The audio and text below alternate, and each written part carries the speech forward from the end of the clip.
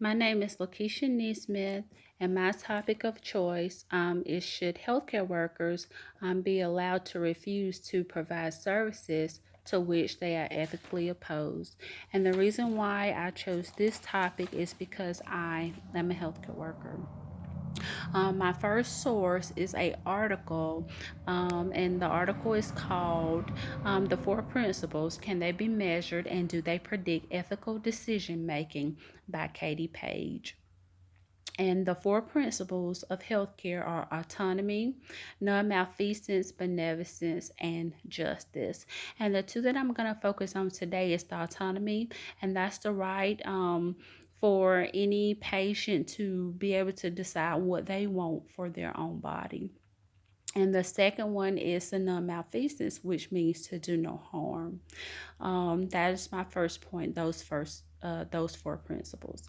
My second point is the analytic bureaucracy. That was like a process or a survey that was given to healthcare workers, where it kind of decided which of the four principles did they lean towards the most in their decision making.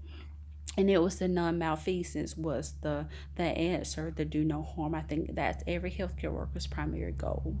My third point is that 94% of healthcare workers said by this article, 94% said when they're in a quote unquote situation, they don't think about the four principles. They only think and do what they feel like is morally correct. And my second article is doctors' anti-abortion views could impact women's access to service, and it's by Dennis Campbell. And it talks about, according to a study that was done from the Journal of Medical Ethics, 733 medical students were using this study, and it says a third of those medical students said that they would not perform an abortion. The second point is that the Royal College of OB saying that a lot of these new students are opting out the portion to be trained for abortion. So it's saying that this is a slow process, but in years to come, there may not be any physicians available to actually do the surgery to perform the abortion. The third point was that 45.2% in this survey believe that it should be up to the physician to decide whether they are comfortable performing these services without any backlash. It says that they should be able to treat someone or not treat them depending on their own personal beliefs. My third article that I use is called "Is Adoption Better Than Abortion?" And it's by Annalise Morel. And it just talks about adoption versus abortion. And it just states that if you find yourself in an unwanted pregnancy, you still have two options: adoption or abortion. And it gives 3 points as to why people lean towards the abortion more. And the first point is lack of knowledge.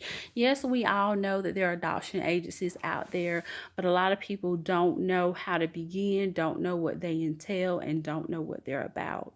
The second point is finances. The number one reason why people opt to not have the babies because they can't afford to. So to still carry the baby full term, to even give it up for adoption, is still costly. The third point is bonding. A lot of people don't want to carry the baby to term to give it up for adoption because they do not want to bond with a baby that they know that they're not going to keep.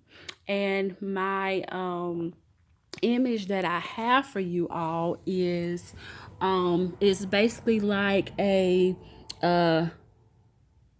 it talks about adoption referrals versus human abortions.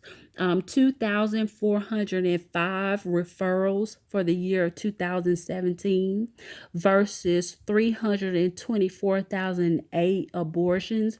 So, yes, people are more likely to get an abortion. It's not up to me to decide what is right.